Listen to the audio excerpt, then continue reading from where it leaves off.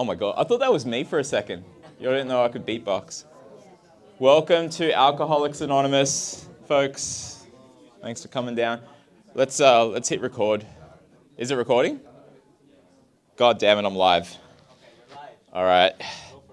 Let's go, folks. Come on down. Barkin, can you check at the top? All good? All right. Grab a seat, folks. We're doing this again. We don't learn our lesson, so we're back. Come on down. Oh, wait, wrong class. All right, okay. Let's go, kids. All right, come on down. Let's go, guys. Arturo, welcome. Come on down. Have a seat, guys. They don't bite. And if you don't sit, they will bite. Or Arturo will. Either or. Ah. Guys, you can do better than that. You can dab harder. Like, I need an echo. Greg, Arturo, come on. Like that power dab. Major, welcome. Come have a seat. Anyone around the corner, bring them out. Grab your pizzas. Greg, the upside. All right, let's go. All right, folks. Thanks, everyone, for joining. My name is Mark. There it is. I'm all the way up from Sydney so far to get here. And Arturo, I brought an Arturo for you guys to play with. To talk to. And play with. Oh my God. What the I don't get applause when I'm like, hey, I'm Mark. Okay. Well done, Melbourne. Never coming back. No, I used to live here. Hey, thank you. Hey, how are you? Thank you. See, that was bigger than yours there. Wait. We'll measure later. Before we begin the comedy show, just wanted to thank everyone for coming here, and I want to just pay my respects to the people from this let. It's not the Gadigal of the Eora. I always say that's Sydney. It is the Wurundjeri, the Kulin Nation. Okay, Wurundjeri people of the Kulin Nation. I pay my respects to their elders past, present, and emerging. This is an Oz DeFi Association meetup, and we're going to get started. What are we doing? There's QR codes. Who is it their first time here? Because I can form sentence structures really well. Okay, thank you for coming. Thank you for joining your workplace. Hey, come on down. All right, so we've done that. We're going to go through a few things. So quick updates. This is how we usually do things. What's been going on around the nation, other events that we are doing, things that are happening in our world. We do a newsletter on Mondays, so if you're not subscribed to that on LinkedIn or Substack, please do. You'll get these as well. Last Sydney event, we had some really great things. Block Earner was talking about their ASIC case, so that was fun. They won. And there's an appeal, but whatever. Cloud Tech, they're from Melbourne. Rob was there. They're doing some really cool things. You'll be hearing more about stablecoins from them. We also had Arturo was there, but I'd take his picture out because he seemed too much. Hannah and Jazz from KWM talking about the history of blockchain. They've been in the space for a little while. Pizzas, that's a familiar sight. We are not sponsored by Domino's, but if anyone knows Don May's number, we can try to get something going, and some other people presenting as well. And then we had Brisbane. So this is at Hopgood Gannon. They're a law firm that does a lot of stuff in the space. So really cool guys. We had Amanda from SwiftX there as well, and others presenting. There was a lot of conversations in the crowd, so a lot of debate. There was almost like a mini panel going on in the crowd, which is always great. And then Melbourne, the last event that we had here was with Art6 over at Upside. Thank you, Greg, for helping us out with that. Who went to that one here? A few of you? Okay. I'm glad Greg went. Like, I'd be worried if he wasn't there. But they've got a great venue. We'll hear more about that later. Perth does things as well. So I was over there. We filmed it. We don't always film. I bring the equipment just like we've got there. Barkin behind the camera who's helping us out here. Make sure you say hello to Barkin. Are we good? Camera's good? Yep. Level's good? Okay, cool. It's like, I've done this where I've done a podcast and it didn't record, and then we just had to do it again. Real Vision was down last month. So the tall guy there is not Arturo, that is actually Raul Powell. So he joined us for some great conversations about decentralized wine. And the founders from Club Devin, which is decentralized wine, were there. That was really great. And then we also had Blockchain Week. Anyone here go to Blockchain Week? A few? Okay. It was all in Sydney, so I get it. It's fine. But yeah, there's a great write-up on that. Arturo over there, dressed up a little bit more formally. Same jeans, same shoes. It is the same shoes. Was with Vincent from Redbelly, so we'll talk a little bit more about that. But that episode is out on the YouTube. So check that out. The next one, I'm doing more of an AI, sometimes blockchain-focused thing with the guy who films our events in Sydney. His name's Chris from Digital Village. We're trying to make it funny. I mean, you don't have to laugh, but I'd love you to subscribe. And it's talking all about AI, blockchain, digital innovation stuff, because they do a lot of cool stuff there in Sydney. All right, get to the presentations. First thing we're going to talk about, Arturo. Grab the mic, please, and let's talk about this. Let me just hook you up here. Yep, good. Is that on? Can you see? Yep, good.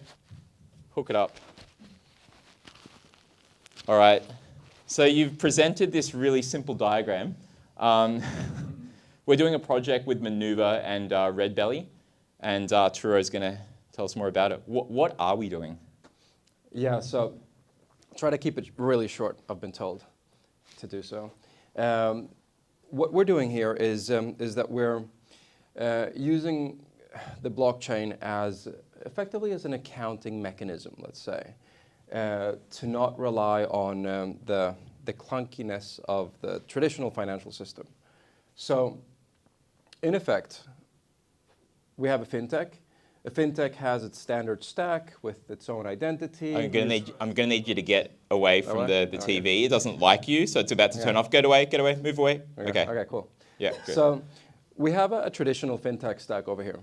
In this case, the fintech is effectively the customer. It's the user of the blockchain.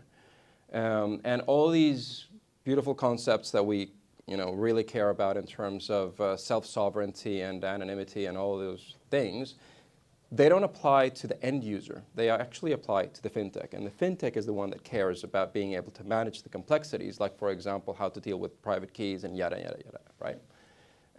So in this scenario, imagine a fintech that has a marketplace, and this marketplace is for rental contracts, for example.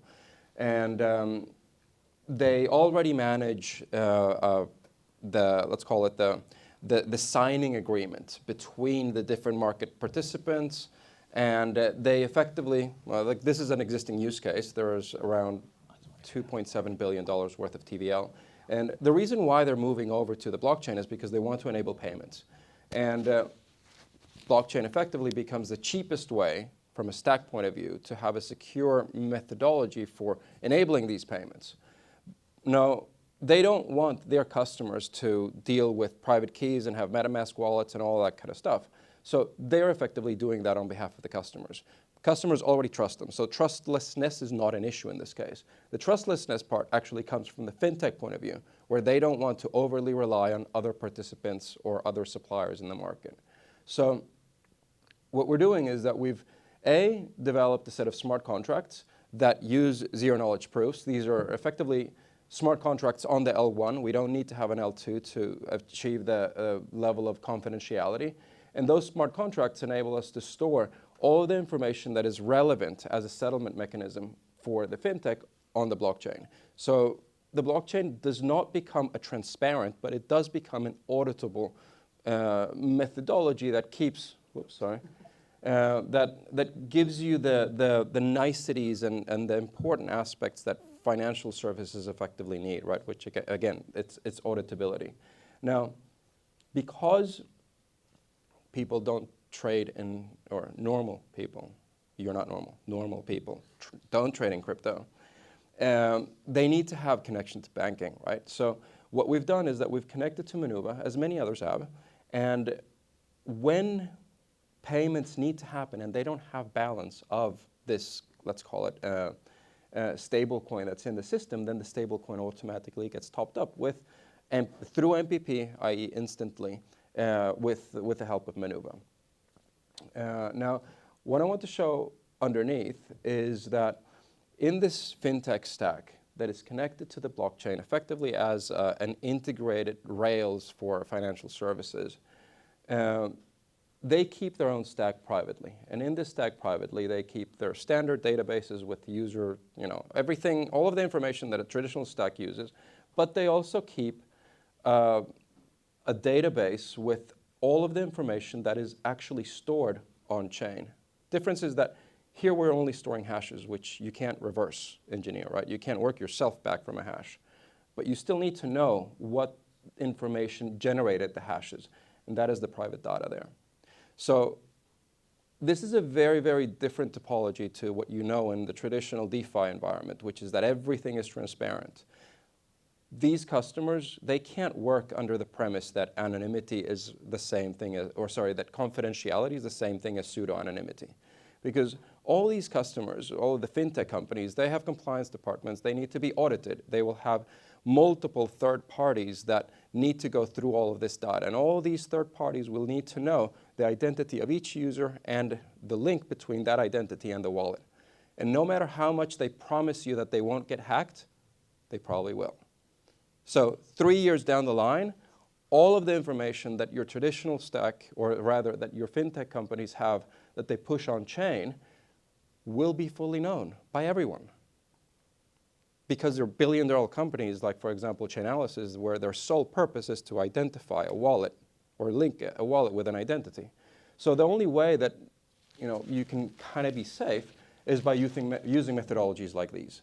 You could use a layer 2. We think that a layer 2 adds complexity to the stack. Again, this is only at the smart contract level. But yeah, anyway, I could unpack much, much more. I don't have time for that. So if you have any questions, please reach out, and I'm happy to go through it. Hands up who understood anything that he said. That's more than we had in Sydney, so thank you very much for listening to Arturo. No, I'm just joking. Sydney, I love you. Please let me back. All right, thank you, Arturo. That's right. Small claps for Arturo. I love it. All right, so let's get to Greythorn. Please, and Arturo, please take your mic off. Give it to this fine young gentleman here. And let's hear some updates from Jae Sik. Let's go. Hey guys, I'm Jae Sik, portfolio manager of Greythorn Asset Management, and this is a new term that I actually heard from today. I lose money professionally. But essentially what we do is try to not lose money and try and generate alpha for our investors, primarily in the APAC region. I myself have been in the cryptocurrency space since 2011, 2012. Don't worry about it. That in the past, it's all dark web. But now we have regulation, and we have a lot of adoption coming. And be on the lookout for our event space for Solana ETF tomorrow. But anyways, let's move on to what we do. Actually, is there a... Mark, do you have like a ticker or something? Oh, I'm sorry. Yeah, no worries. Rug. So I'm just going to be really quick about this. We are early adopters of cryptocurrency. I myself have been in crypto since 2011. But what we do is essentially try and find alpha in the market based on data analytics or opportunities that are presented itself through seed rounds that we invest in. And an example that we do, you can go to our Twitter and check out our research. A most recent one that we did was on the macroeconomic factors and how it impacts Bitcoin. We actually traded that. We utilized the CPI data mismatch and unexpected data prints to actually guide our investment thesis forward. And with that, we actually bought the Bitcoin bottom. I hope you all did, because I am bullish AF for the next 2 years and beyond. So we'll see that coming in the next 2 quarters. And another thing that we do is we do market comparables and data analytics in terms of trying to figure out whether or not supply and demand metrics actually impact a token and buy accordingly. So an example of that is Pendo, GMX, and right now what we're doing is being a little bit more focused on the Solana ecosystem, because after Breakpoint last year, we really loved Solana, so we're focused on that at the moment. And the other thing, like I said, on-chain analytics. If you guys are on-chain sleuths, you might have seen that's NotCen that we utilize, but we do also have an internal wallet tracker that checks on the smart monies that we track on Solana and also Ethereum. And these are the research reports that we do. We do it for free, but who knows what's going to happen in the next year. We might do a Sanctum-esque partnership and create gated content that is just for those who are coming in. But do check them out. They're still there for now, and it's going to come soon. And finally, we really love building the crypto community as well. And that's the Greythorn connection. We just really love building with cryptocurrency people. So if you do have a project or are interested in building something in Melbourne, do reach out to us. We really love finding something new and innovative. And I guess I'm just going to keep it short. If you do want to follow us, those are the QR codes. And that's also the Solana event that we're going to do tomorrow. And if you have any other further questions regarding the fund, please do ask me. But in the meantime, thanks for coming, guys. And I'll leave it back to you. Yeah. Yes. Ah, cool. You got the next slides there. Let's get that. Oh, that's okay. There we go, folks. Happens. That's why I'm in crypto, because I can't catch. Anyway, I'm joking. Sorry for all the sports folks out there. But yeah, this is an amazing space. And you said community. I mean, this is the very example of that. Let's not rug the next slides. This is the very example of that, providing space like this. They could have filled this up with more meme traders over here. Instead, we've got these tables and chairs here set up in a way that we can actually, run great events like this. We've been doing like quarterly events with you guys. So really appreciate what you guys have been doing and contributing to the community and the free research for now. Okay, so make sure you guys grab all of that kind of stuff that's out there. And because, there's a lot of interesting things going on and you guys write about it a lot, I'm waiting for more shows and podcasts from Greythorn. So hint, hint, watch this space. I'm sure there's going to be some stuff there. Talking about community, where's Priyanka? Come on down. Let's talk about ActualOne. Priyanka. All right, so let's get you set up here. That's you. Let's just hook this up. That's the best way. Let's do that. That way. Oh, don't want to get your hair. Sorry. No. Professional here, folks. Oh. All right. So for folks that maybe don't know, do you want to have a seat? Yep. Tell us about ActualOne. What is it? Why is it? Who is it? Where is it? Yep. So let me give you guys a bit of an overview of myself. So I'm Priyanka. I'm a final year economics student at UNSW, and I got into crypto in about 2020 when I was in my last year of high school. And when I got into crypto was all about, all my friends were all like, oh, crypto is a scam. It's all about just speculation. It's all a gamble. They didn't have much idea about what crypto was, right? And going to UNSW actually changed that, because there are people at UNSW that did know about crypto. But I started a community before I knew that. I was really into zero knowledge, and going into zero knowledge, no one knew what I was talking about. People thought I was crazy. So I wanted to find like-minded people. And this is why I co-founded this community. It's called ActualOne. So we're a student-based community, but we're also a community that lets you, when you're in university, for instance, let's say I'm a part of UNSW Crypto Society, I'm only there for while I'm at uni. When you graduate out of uni, you're not part of that society anymore, or you don't attend the events and things anymore. So I wanted to have a community that even after you graduate uni, even after you graduate high school, whatever it is, it's always there for you. And this is what ActualOne is. So ActualOne is basically a student community. We run hackathons, we do Twitter spaces, we've done a lot of collaborations with a lot of people, and we recently expanded out to Africa, Dubai and Singapore. And yeah, so we run a lot of trading competitions and things. Fantastic. And you do a lot of travel yourself, with going up to Sydney for just the day during the week and stuff. Do you see that there's a lot? Is there a difference between Sydney and Melbourne university communities that you've seen? There's such a big difference, honestly. I feel like Sydney university culture is just competition. If you know UNSW USyd, it's always a rivalry going on. But I feel like we hate each other. Yeah, it's not the case with Melbourne. I feel like Melbourne people actually like to collaborate. And when I came down to Melbourne, I started, my friend Abhi, he introduced me to RMIT. And I started looking at RMIT and I was like, oh wow, people actually do stuff in crypto here. I was really shocked. And for me, it's more about learning, right? It's always about learning. And I think the learning part's definitely important because the space is moving so fast. And we're seeing a lot of innovations in the zero knowledge space. Arturo is talking about RWA, real world asset tokenization. There's a whole heap of things coming into this space. So just being here, folks, when your mates that aren't working in the space, that aren't trading in the space, that aren't in the space, they're going to come to you. So like I think education is really important. How do you guys actually do that? Apart from like running the events, are there other things like, you know, do you get phone calls sometimes that give you alerts like Debbie's got here? Like do you get, like how do you guys actually promote the educational aspects? So I feel like for us, promoting the educational aspect, what we've been doing, we've actually been going down to universities and connecting them with some like big platforms. So we've done like Aptos, we've done Stellar, we've done like the biggest blockchains. And the thing with blockchain space is a lot of them aren't in Australia. And I feel like when you look at them, they're not in Australia for a reason, right? They're afraid of the sharks and the drop bears and the, no, I don't know, like.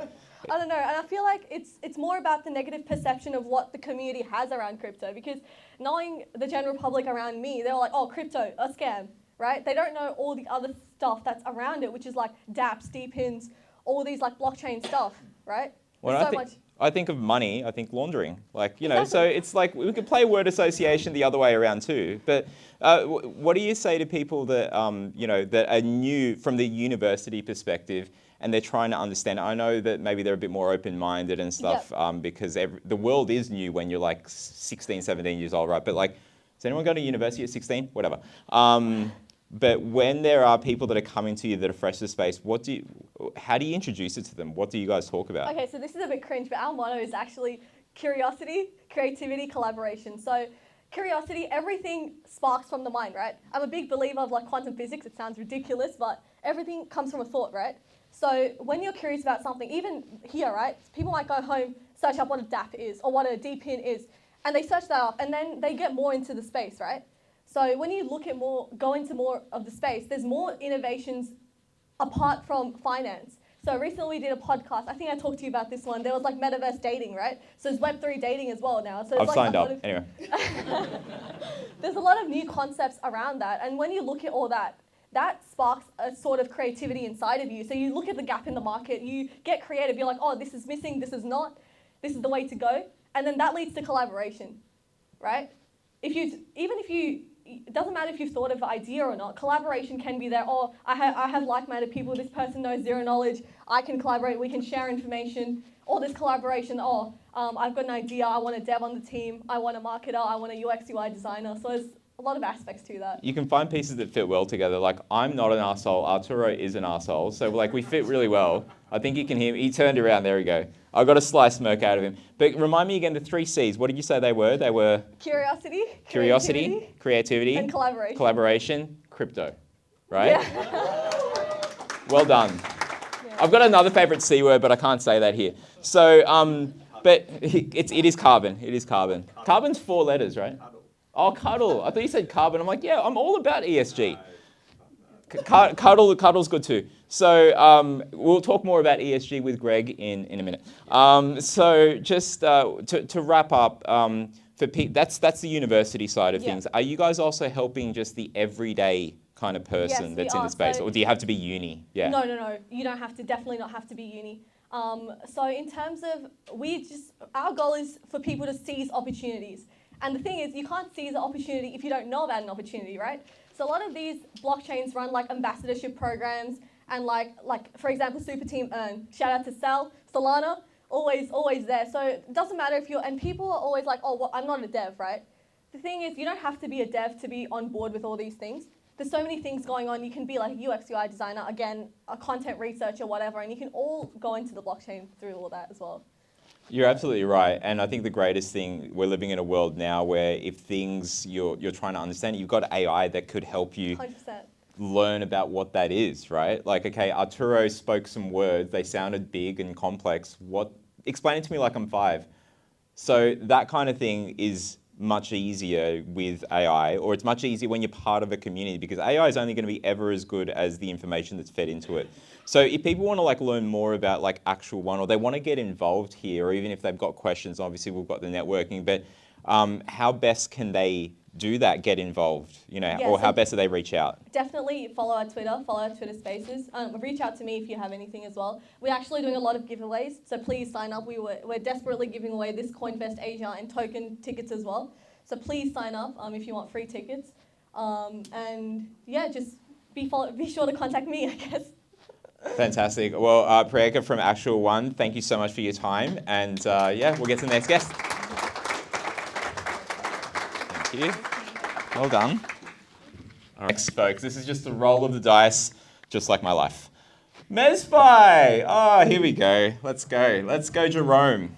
All right, that's your clicker. Well, it's yours. You can take it home. It's a prize. Thank you. I appreciate it. All right, you want to hold that? Yeah, sure. Okay, cool. I mean, not you want to, you have to. Now, do you just want to like present? Or do you want me to ask you questions? We can chat. I mean, I've got lots of slides, but I think you should just present. You prefer me to present? Yeah. All right, I'll present. Well, because last time, if you remember, I didn't have any slides, and I just spoke off the cuff. So Okay. maybe this time I'll present. You've gone the other way. I think you should. All right. Mezzanine finance on the blockchain. So there's levels to this, folks. That's a levels joke. This is man, it's pun central around here. So MezFi has been a couple of years in the making so far. So most of you will be asking, what is mezzanine finance? I think most of you probably know what a blockchain is, so I don't have to explain that part, of course. Basically, I think the first thing might be, what is mezzanine finance? What is MezFi? MezFi is an on-chain platform that aims to bring mezzanine finance. As we said, what is mezzanine finance? That'll be next. To crypto natives, everyday people, our mission is to empower individuals to access mezzanine finance projects that were once exclusively reserved for high net worth individuals and institutional players, leveraging the push towards tokenization and RWAs offering value on chain. Oops, going back. There's our USPs. I think let's go forward to what is mezzanine finance first. Mezzanine finance is a hybrid form of debt and equity financing that plays a vital role in supporting property developers in undertaking ambitious property projects that require additional capital beyond traditional debt offerings. Mezzanine debt deals offer potentially high risk-adjusted returns, making it an attractive asset class for those seeking diversification and substantial growth opportunities. What the hell does that mean? I have no idea myself. Anyway, basically what we're talking about with mezzanine finance is nothing to do with blockchain and blockchain investment or anything like that. What we're talking about is property development deals in real life. So effectively, you build a building like this, you build the buildings in Melbourne and Sydney, wherever it is, and you require debt financing. Traditionally, you go to the bank, right? What happens when the bank won't give you enough money? That's when you get mezzanine finance. So it's basically a higher risk and then therefore a higher interest product. So generally, as I said in the beginning, the kinds of people who can invest, and we can't talk about investment just yet, and the reason for that is because our licensed partner is just finalizing right now. So we won't talk about investment even though I have. However, when you invest in mezzanine finance, you do get a higher rate of return than if you were to, say, lend your money out as a first mortgage holder. So we'll go back to our USPs. So democratized access, ability to use stablecoins, tokenizing mezzanine finance with DFTs on Ethereum. So democratized access, generally speaking, to invest in something like what we are talking about. So property development deals, finance, mezzanine finance, you require a lot of money to do so. With MezFi, it's going to be a lot lower than that. Ability to use stablecoins, the reason it's on the blockchain is so that we can allow people to invest with or deposit their stablecoins into the platform to be able to use them to derive yield. And finally, tokenizing mezzanine finance with DFTs on Ethereum. So we provide people who invest in the platform. DFTs are ERC721 tokens on the Ethereum blockchain, which you get along with we won't call it an investment, we'll call it a contribution to the platform. What is mezzanine finance? We went through that already. So basically, this is my ChatGPT enabled visual representation of the capital stack. Basically, you get 20 to 50% of the project's value in equity, equity being ownership. So, if a property developer buys a piece of land, that's usually your equity. Then you have in the middle, the mezzanine, typically 10 to 20% of the total project value. And then your senior debt, obviously the bank who we all hate, but we won't talk about that. And that's usually up to about 50% of the project. This is a sample mezzanine finance deal, the kind of mezzanine finance deal that we invest in typically. I won't take you through all of the all of this stuff. Mark, is this going to be on the internet later on? People can have a look at it.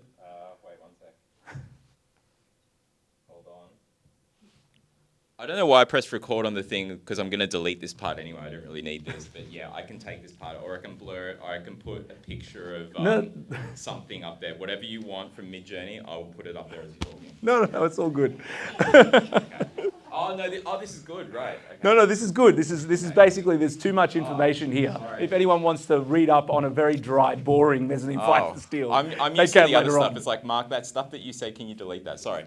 No, we can put this up. Okay. So when people are looking, you can just, it'll be up there. Yeah, exactly. Well, so like I said, tonight we can't really talk about you guys investing in mezzanine finance, but we can talk about us investing in mezzanine finance. And this is the kind of deal that we would normally invest in, which is around that BBSY, which is the interbank rate, plus 9% per annum. So, mezzanine finance deals, typically you receive about 12, 13, 14% per annum, which is much lower than Bitcoin returns can be, but much higher than, say, if you were to invest in a normal everyday sort of investor account of 4 or 5% per annum.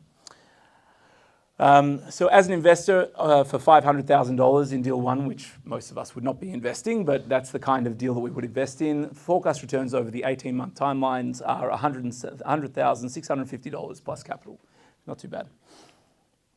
So why did I develop MezFi? Because, as we know, everyday people and crypto natives don't normally have $500,000 to invest in a mezzanine finance project, obviously. And they therefore miss out on high risk-adjusted interest returns. Why I say risk-adjusted is because everyone knows about DeFi, or everyone in this room knows about DeFi. Everyone also knows about shares, all the different things that we can invest in and put our money towards. And the most important thing to think about is the kinds of risks that you're taking. And in DeFi, the risks are different than in everyday, investments. Obviously, you add the network risks of hacks and all of these extra kinds of things that you don't necessarily think about in TradFi. And so when you think about the range of risk that's associated with different things, in my opinion, and again, it's only my opinion, not financial advice, mezzanine finance offers that best risk-adjusted kind of return for your money. So that's why, for me, mezzanine finance deserves to be democratized to everyday investors and not just, the top end of town. Hence, you don't need to be a billionaire to invest like one. We already talked about lower barrier of entry, USDC into the MezFi DApp. How does MezFi work? So, disclaimer, I had a lot more details about this, but because of our investment and licensee status, I had to take the specifics out of it. But basically, we provide investors with a DFT or a digital fund token, which is an ERC721, sits securely in the holder's digital wallet. You can use your normal, MetaMask, or we provide magic wallets to non-crypto normies. To normies, non-crypto natives.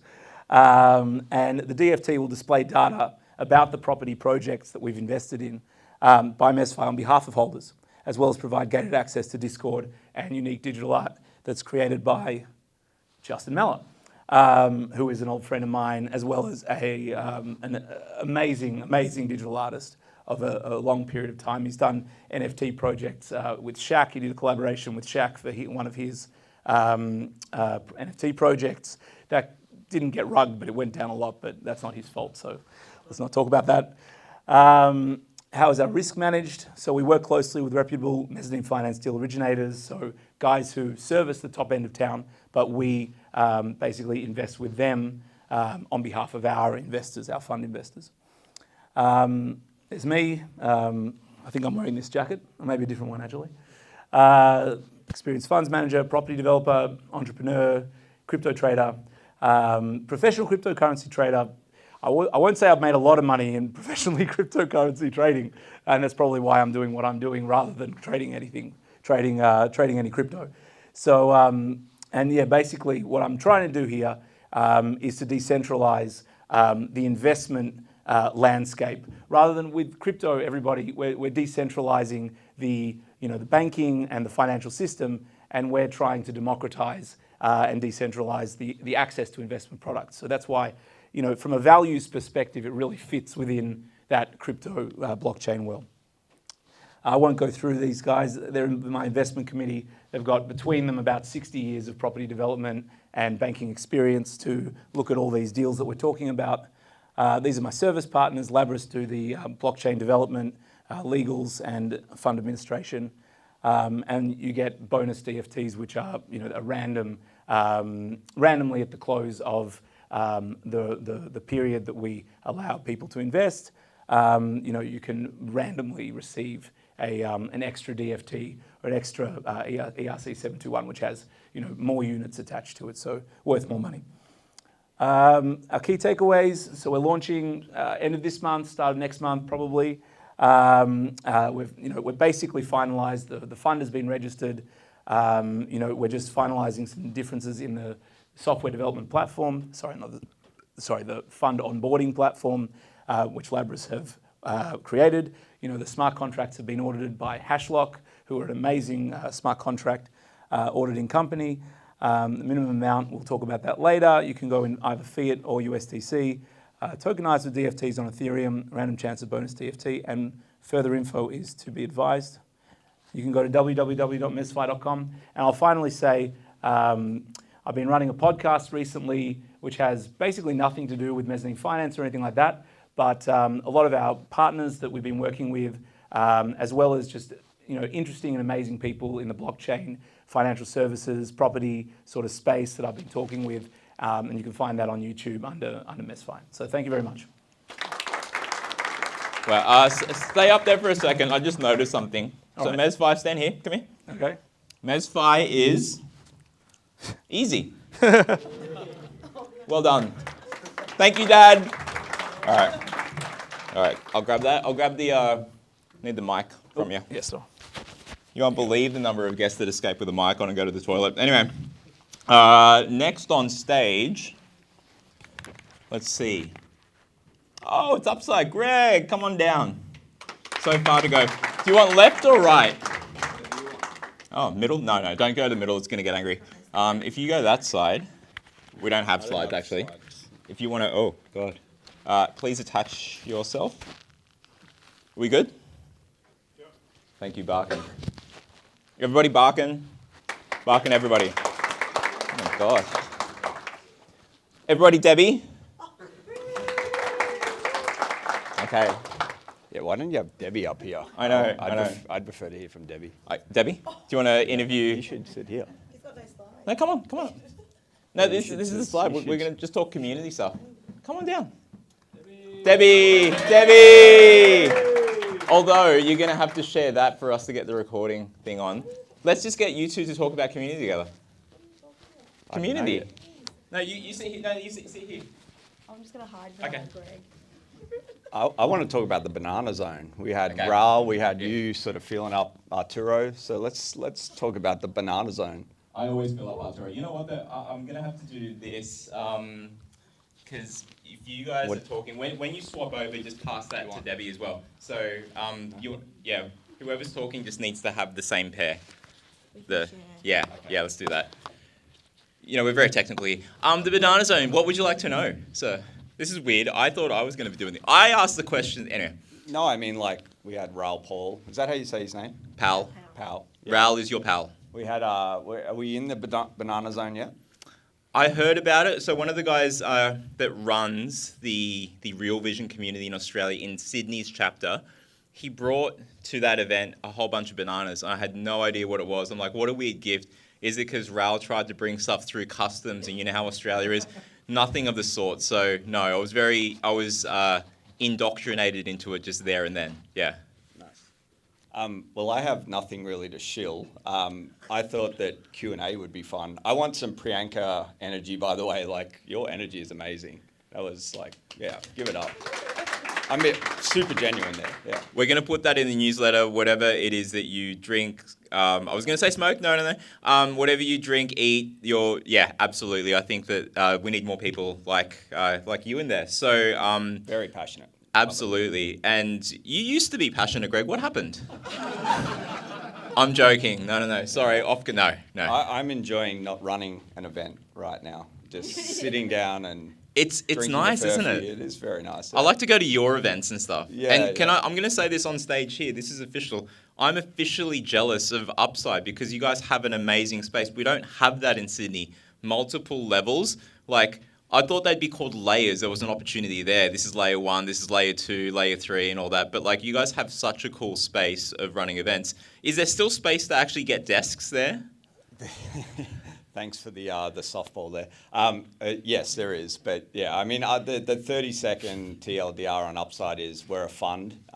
It started off as a fund. There's about 38 or 39 Australian crypto OGs, founders / industry folks. So I know MezFi, Jerome just mentioned his podcast. I saw Chloe White pop up on your pod the other day. Chloe's one of our investors, one of our Upside Down members, along with people like Rob Sala, who's from Virtually Human Studios. Many of you might remember Zrun back in the day in 2020 and 2021. So Rob, Jackson Zeng from Caleb and Brown, Apollo Crypto. So you've got a lot of people that put in a variety of different sized checks, basically at the top of 2022, maybe like a month or two before Terra Luna happened. So the idea was born in the bull, tried to be executed in the bear. Tough, but we're coming into hopefully the banana zone now, so back into the bull. I get it now. Yes, but basically it's a fund. We've invested in companies like Swell Networks. Anyone familiar with Swell? I heard you mention Block Earner before, so Block Earner is another one. I saw Labyrinth on the screen there. We actually had a chat to Lockie yesterday about a Bitcoin layer 2 that he's trying to spin up. Shuffle, anyone heard of Shuffle? That's a bit of a monster. Unfortunately, can't use Shuffle in Australia at the moment, but that's sort of like a roll. Anyone heard of Rollbit? Yeah, so somewhat of a Rollbit competitor, somewhat of a state competitor. And then on the community side, co-working spot, we're in Cremorne. So we're basically a co-working space for crypto businesses, Web3 businesses. So a few that you'd probably be familiar with. We have a couple of exchanges there, so BTC Markets and Cointree. We have Fireblocks, we have Apollo Crypto, we have Collective Shift. So I don't know, many of you have probably seen Ben Simpson's head popping up. When he's not traveling and living his best life overseas? Yeah, so Ben manages to lose his swipe card every second day. So he costs me about $30 every second day. So shout out to Ben. But you charge him 50, right? So yeah, absolutely, okay, yeah. Good. But yeah, so we have a couple of lawyers there, some Rust devs on the Solana side, some Solidity devs on the Ethereum side. So it's a nice little community that's forming. And we do run a lot of events as well. As Mark said, we sort of have it's like kitchen by day, event space by night. So Nightclub on weekends? No? Yeah, I'm hopefully and generally not there on the weekends, but there are a few people that use the venue there. So I don't know if a nightclub happens, but it looks pretty tidy when I get there on Monday, so that's okay. And you also find somehow the time, because 24 hours is plenty apparently, but no, it's not. But like you also write. And you've got an article that you're working on right now. It's in your head right now, isn't it? Yeah, I write it was a fortnightly NFT piece with Cointelegraph. I've wound that back to monthly because running a co-working space while trying to run a community and fix toilets and do all the fun stuff of a physical venue is quite demanding. So I've rolled that back to once a month. I have one Fixing the toilets? No. Toilets actually been pretty good recently. Very good. Shout out to everyone that's watching this on the video to hear. Is there like a correlation there? Like there's a certain members that aren't there at the office and the toilets are fixed? Anyway, don't worry, we'll talk about that later. Sorry, guys. Maybe banana zone. There yeah, it is. Yeah. There it is.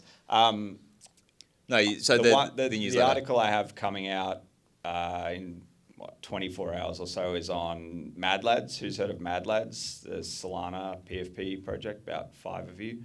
So Mad Lads is pretty interesting. I interviewed Tristan Ivor. He's ex-FTX. He used to run the FTX podcast, actually. So someone just mentioned Shaq. He had Shaq on the FTX podcast back in the day. Mad Lads is interesting because it's run by a company called Backpack. And Backpack started off as a wallet. Does anyone use Backpack Wallet? Yeah, Swiss does. Jae, yeah. I think it's a pretty good wallet, but they're also an exchange. So they've actually set up, it's mainly an American team, a lot of ex-FTX people that some people might roll their eyes, but let's say the good FTX people. So they've gone to Japan, to Tokyo, and they're sort of trying to play the very compliant, get licensed in all these different jurisdictions. I don't think they really necessarily want to challenge Coinbase or the big US exchanges, but they definitely are going to come into APAC pretty hard. Well, they're already in APAC in Tokyo, but they're going to come into the Australian market pretty hard, in my opinion, in the next 6 to 12 months. Watch this space. There might be some stuff that we'll do with them as well. So I think they're pretty interesting because I definitely I love NFTs. I was sort of like, that was what brought me into crypto really in 2020. So I'm still somewhat of a newbie. I think it's pretty interesting to have an NFT project that is this great community that they can sort of test their products on, but are basically evangelists for a lot of the things in the Solana ecosystem. Yeah. Absolutely. And speaking of Solana, there's an event on tomorrow here at Greythorn, as was shown before. We'll put the slides back up on that one. But let's go over to Debbie. And speaking of community from another angle, and yep, you've got it there. So you've spoken about it from the organizational side of things, Greg, in terms of like running events, got the space, amazing stuff again. Like if you guys, hands up here who has not been to Upside yet. Okay, that's coming. There's a few of you. Get it on your list because it's an amazing space. The majority When? Oh, were you? This is how tired Greg is, so Art 6 as well. Come back. Yeah. Oh, really? You were at Art 6 too. it's okay. We can delete this part of Greg's memory. But Debbie, from the other side, you know, working in the space and being involved in the space as you have been over the last couple of years, what do you feel like having a community like this, like what Upside and Greg the guys have created there and provided to the community? What's that like as someone who's working in this space? What does that make you feel? How do you, I think coming from a project or an exchange side, it's something that we're looking for all the time. So to see established communities, growing communities and full attendance, it's a big hook, definitely. And to see engaged audiences is even an extra tick. So some of the KPIs that I had back at BitGet and even at my previous exchange was to find where are the existing crypto communities or crypto enthusiasts and kind of like support projects and founders and developers in there as well. But what I love about Upside, and this is why I've always, I've been pushing as an advocate for Upside, is supporting Australian startups. Because we know how hard that is, how hard to get funding, and we know that in order for Australian startups to succeed, they need to go overseas. They need to be global. So whatever we can do to, whether it's projects or exchanges that are coming into the Australian market, I would say is to support, communities like OzDeFi and Upside, where you can actively support projects that are building. Can I add on that? Yeah. I'm getting warmed up now. So on that, with the funding, that was actually one of the reasons Upside started. Many of those names I mentioned before, like Rob and Jackson, etc., they identified as very, very hard to fundraise in Australia, and they've all done, respectively well themselves. So that was actually, it was like somewhat of a philanthropic endeavour. Yes, we would like to make a return on our investments as well, but I also think that it's important that we do highlight, to your point, like the builders and stuff. Like I think sometimes in the Australian ecosystem, and some people might not like to hear this, that we highlight sort of the lawyers and the accountants so much. We don't actually highlight the people that actually know how to use a wallet. And that's not to say that an accountant and a lawyer doesn't use a wallet, but there's definitely a lot of them. So I think it's really important, when you go overseas and you see other conferences and stuff like that, you've actually got true builders, people that are actually doing stuff on chain. And I think that sometimes in Australia, we put out front the suits, even though I was in one last night, a lot more than the builders. And maybe that's just because the builders want to be a little bit anon, I don't know, but that is something we like to do at Upside. We like to have a lot of builders, a lot of themes and topics of people actually building shit. Wait, you were in a suit? I was in a suit. So we had a representative, we did a Fireblocks event last night and it was on RWA's. So I wanted to psyop the suits by wearing one myself. And so we had a couple of ex-NAB people, an ANZ banker. So yeah, they were all a little surprised. So fun fact, I used to wear a suit a lot, so it's actually not a new thing, but since I got into crypto, the hoodie is generally the default option.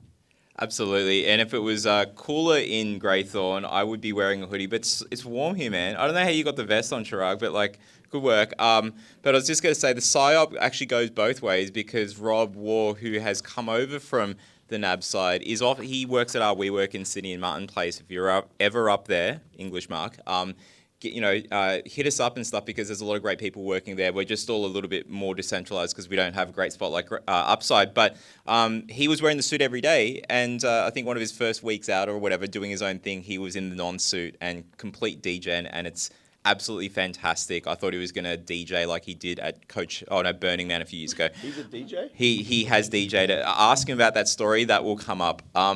Just going back to Debbie and stuff on the... So you told us about the stuff that you love about Upside. What do you hate? No. Apart from the toilets. No, but to what Greg was saying there, that there was this altruism kind of side of things. And I think you kind of need that to get things off the ground, to have that catalyst. If you're just looking for the money kind of stuff straight away, maybe some of these things just would not have happened. Imagine a scenario. This is very dystopian. It's the future. Terminators are all on the loose, crushing skulls out there. Web3 has not had something like an Upside and the things that it will create. Greg is basically John Connor. So the things that is going to happen from growth in this community, from what Upside's doing, from what like Priyanka and the community ActualOne is doing, if we don't grow community, let's speak dystopianly and just be honest here. Like, what do you think happens to innovation in Australia, emerging tech innovation? Oh shit, I don't know. That's a good start. Wait, who was it that was talking before about looking back to look forward, or was this something I was watching on YouTube last night? It may be. So I've been in tech for, say, 20 odd years. Web 1, Web 2, and now Web 3. So if I go back to Web 1 when we were starting... Is that dial-up? Oh shit, yes. Okay. We were starting the interweb. I feel like I need to draw back to those because every time there was always the critics that were saying, no, we're not going to be shopping online. No, we're not going to be searching online, all that kind of stuff. So if there was no community then, and there wasn't, it was just people in the industry. People in the industry drove the innovation. So I don't know. I'm going to say that the industry will push us forward. So people like us working in the industry we'll make sure that there is innovation and we'll be the drivers. I agree.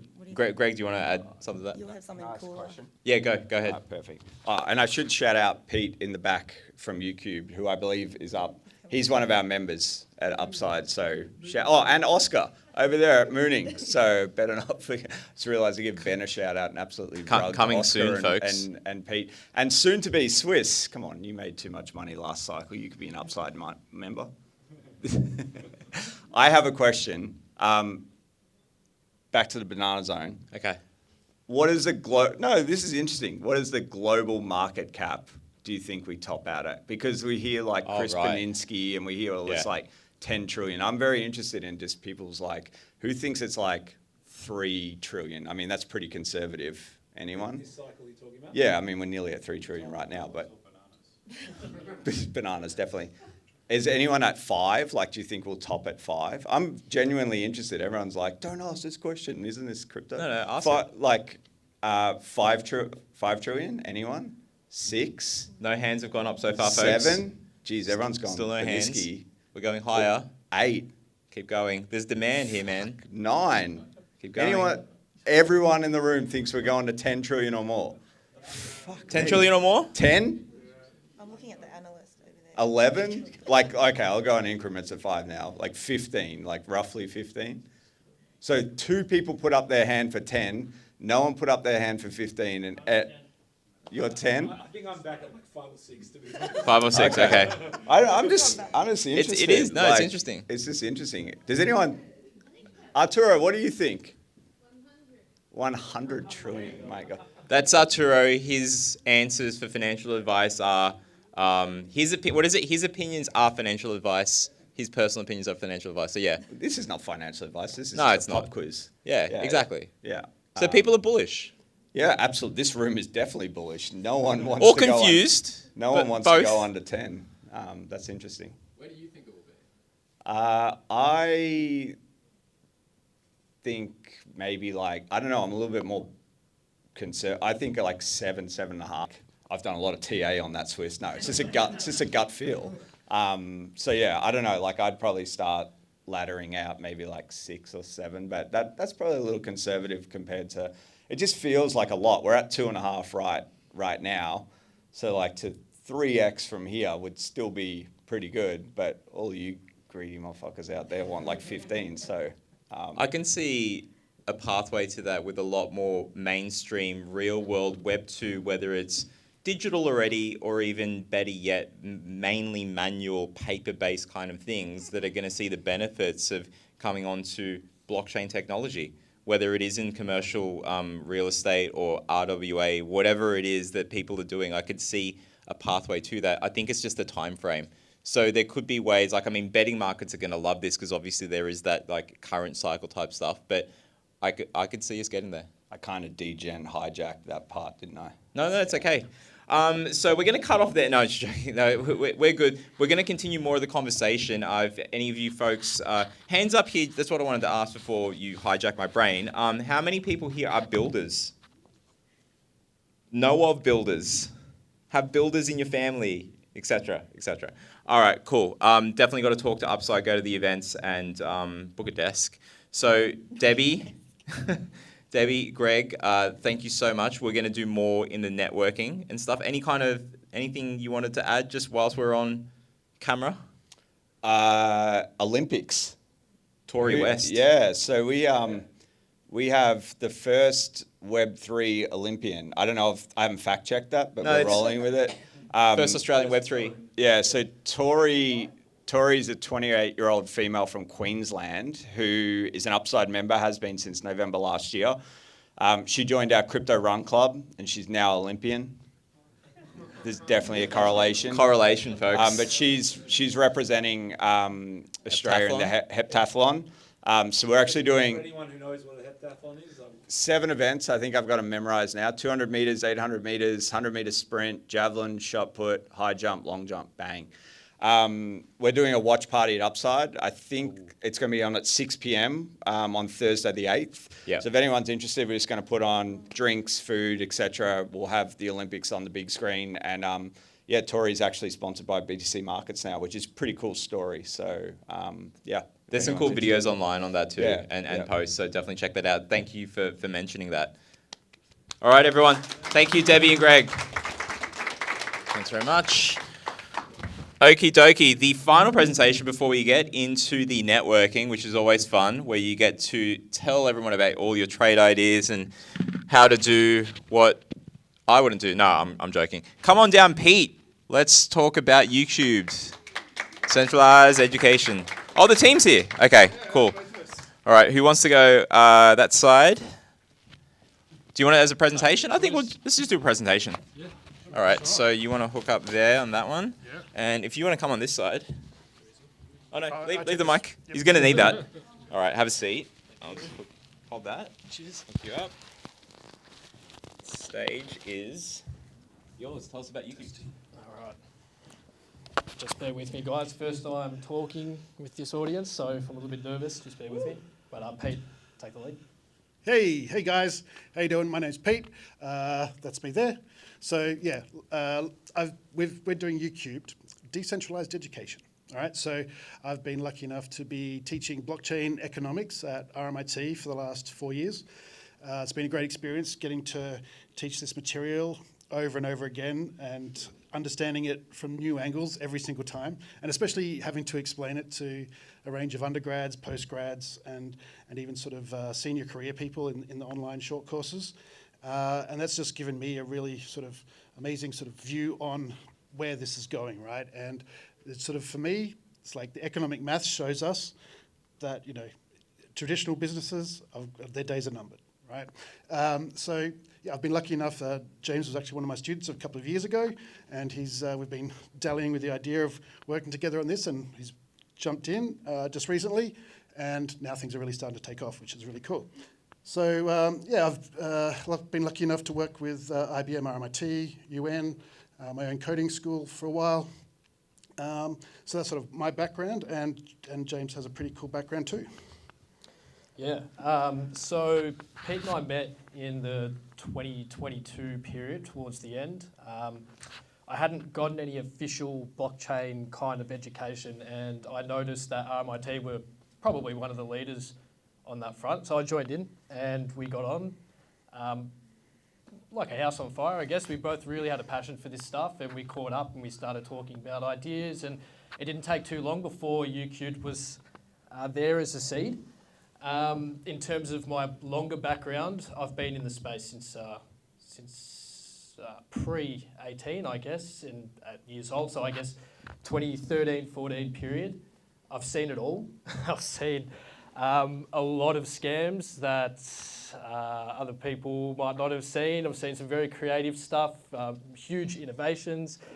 One thing I love about this space is just it's ahead of the way finance is. Like, if you look at it back in 2014, it was the Wild West. It still is the Wild West, but it was even more the Wild West back then. The roots of the technology kind of going against banking, but now being integrated by banking. Like, that's something for the history books, right? We're not going to see this again. But in terms of what I'm doing with UQt, I'm bringing a lot of that very vast experience through marketing, team management, coordination, what I've seen and what I've worked in terms of other DAOs, and then bringing it into what we're doing. We're about maybe a month away from getting our DAO pretty much ready to go. We're ironing out the kinks with the incentives and the governance design at the moment. We really want it to be a very fair organisation. What you put in is you get what you're rightfully entitled to out of it, which we'll go more into anyway. I've talked a little bit. Back to you, Pete. Yeah, so the idea is our main product will be Web3 education. I see Web3 digital skills are really a superpower for anyone to start a business or get a well-paid job, and especially in other countries besides Australia, that those sorts of things are not as accessible as they are here. So that's something that's sort of a big why. We sort of see that actually being able to pay these people to young people to learn could be a solution to getting the skills. I mean, that was sort of the work I was doing with the UN. They're trying to find ways that how can we get more young people getting these skills, right? And they haven't thought about trying to pay them like we do in Australia. We get paid to study, right? So we can sort of see that blockchain can help us do that, right? And so that's what we're working towards. But we're going to start here with programs to help people take the skills they already have and whatever career they're already doing, but then get into one of the new cool sort of jobs in Web3, right? You look on web3.career these days and you've got things like economy designer, cryptographic engineer, these sorts of things, right? And I think that's something that some people these days are excited by. But we're also doing education a bit different, right? Like, I'm sure all of us have had, bad experiences with different courses you've done where people are just droning on and on about boring stuff. So we're bringing sort of incentives even into the classroom. So we have incentivized learning. You get a reward, and I've been testing this with just paper post-it notes, and it works beautifully. That if you ask a question, answer a question, you get a post-it note, right? And it makes such a fun environment. Everyone gets involved. Everyone is learning more because more people are talking, right? So that's just a tip of the iceberg of what we're doing. But yeah, peer-to-peer sort of learning, incentivizing people to stick around and help the next batch of students that come through rather than us needing to hire more teachers, right? But then we're operating as a DAO as well. This was something that we were thinking, might have to be a bit later down the track, but thanks to James coming on, now it's sort of been fast-tracked. Yeah, and just on that, as well, it does get a little bit confusing learning about us because we are simultaneously focusing on multiple things. So to make it really easy for you guys, at this point in time, we're building our foundational educational product. It is designed for those who aren't crypto savvy just yet. They're aware that maybe it's suitable for their portfolio, and rather than going to someone who's an advisor, rather than going to someone who might manage it for you, instead we're giving them all of that information up to the point where they might work in the space. So someone might come and purchase that educational product, come into our sessions and learn all of those routes up until the point where they could work in it. And then our membership additionally allows them to participate in specific workshops where they'd be able to opt in, like if there's a startup-focused workshop to do with Web3 and startups, then they'd be able to, as a member, attend that for free. So that's the basis of our kind of revenue model in the beginning. The other side of it's our very long-term picture. We did a brand identity session on Saturday, and we got some really cool insights as to the subconscious kind of vision of what Pete's looking for over the 5, 10, 20 year, and even myself as well, which was cool to see line up. Look, without sounding childish in a way, but we are looking very big. We want campuses, multiple campuses around the world in the 5 and 10, 20 year outlook. Maybe sooner. If we're lucky, we know how fast Web3 can move. So that would be really cool. So the other part of what we're doing, quite a few cogs in this machine, is the learn to earn platform. So once we do start generating revenue from our sales and courses, our next step is building a platform where anyone around the globe can access an open curriculum for Web3, contributed by people in the DAO, approved by the DAO, and incentivized by the DAO. So that's probably our second step after the initial educational products. Yeah, so I suppose a big part of this was my work with the UN, getting to travel around and seeing how different digital skills education projects were going on, and especially I lived in Sri Lanka for a little bit before the pandemic, and got to work there in the startup scene, and it's been a great sort of ongoing thing for me. I've really got lots of good friends there, looking forward to getting back there again soon, advising a few startups there. But just seeing the young people there, especially like 14, 15, 16-year-olds reaching out and saying, hey, I'm doing a startup, can I come and talk at your event? You just got to love to see that, right? And so I just want to feel like, is we can support them and give them as much access to information and knowledge as possible to do live the big dreams they want to live. So, yeah, that's what it's all about. That's it. Thanks, guys. And if anyone wants to learn more about our DAO, the QR code there will allow you to fill in a quick form. We're going to be running an event probably in the August region once a couple of moving parts are a little bit more static. So if you do want to learn more about us when things are a little bit more solid, then feel free to scan that and register. Thank you. Thanks, man. I'll grab that. Yes. Yep. Otherwise, you will. I just put it down. Yeah. Thanks, man. Thank you. Oh wow, that was amazing, folks. Really high quality stuff. I don't know who said that to me. Sharad, maybe. I think he's right. Really was. What you said there, guys, on... Oh, don't drop your phone. You're saying there about young people coming up to events and stuff, bringing that Priyanka energy. That's what we're going to term it now. Sorry, but whether it's young folks or you're whatever age you're at, but when you're new to a space, one of the scariest things is not knowing. And you come to an event and you learn a little bit more about the community, what it's like there. You come all the way from Vietnam or wherever it is you're all, coming in from, or Bark, coming all the way over from Turkey. When you're new to the space, community is one of the most important things. And it's even more daunting when you come into the space and present, because you don't know if your ideas are good or not. Arturo up the back there, he and I, we were very new into the space, but we had an interesting idea. I am talking about you, by the way. And if you presented something like this where it was like early stage and you hadn't considered everything necessarily, you would normally get shot down when you talk in front of like a finance, a traditional kind of community. When we did this thing at like Blockchain Sydney, people put their hands up and they asked questions about, have you thought about this? Have you thought about that? And it sounded like it was going to be critiques at first, and we were ready for that. Our shields went up, but no, people were trying to help us solve these problems right there and then. On site, Will was there, I think, maybe. But Blockchain Sydney, early events when you're still living up in Sydney, it was such a invigorating space compared to what we were used to, where everyone's trying to climb over each other. And I know we'll probably get there as the space matures, but it feels like everyone was trying to help each other out a whole lot more and stuff. And another thing I just wanted to say was that, apart from the calendar, great, get your slides right, Mark. We'll sort this out. But you mentioned there the incentives and stuff. I talk to a lot of startups because we do a lot of stuff in AI as well. If anyone wants to talk about all the ways that blockchain helps AI, we could do a whole session on that. And I'm sure, at uni and stuff, people are kind of considering that as well. But in terms of the rewards, people are talking to us about, hey, I've got this AI startup, I want to build a community. How do I do rewards? And how do I incentivize people? Like, if only I came from a space that was all about rewards and incentivization.